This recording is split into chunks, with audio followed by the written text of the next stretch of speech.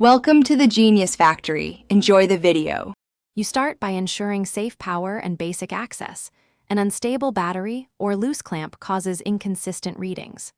Once powered, inspect the air filter and intake boots to rule out airflow restrictions because restricted air changes throttle response. Next, scan for stored trouble codes with an OBDROMAN2 reader to identify sensor faults. This saves time.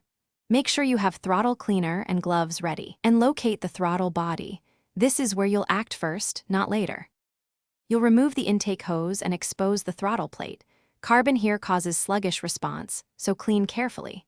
Use throttle cleaner and a soft brush, wiping buildup away while manually operating the plate to reach edges. Avoid direct spray on sensors because it can harm electronics.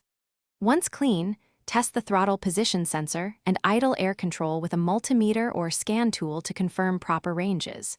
If readings drift, plan sensor replacement. Accuracy here directly affects how the engine maps throttle input.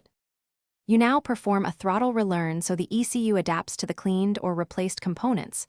Follow the manufacturer method or use a scan tool because relearn aligns sensor values with expected ranges. After that, do a controlled test drive. Accelerate, cruise, and idle to observe response changes.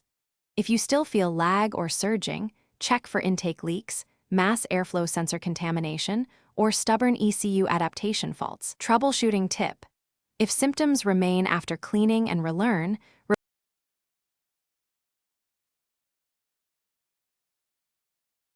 Thanks for watching. If you found this helpful, don't forget to like and subscribe.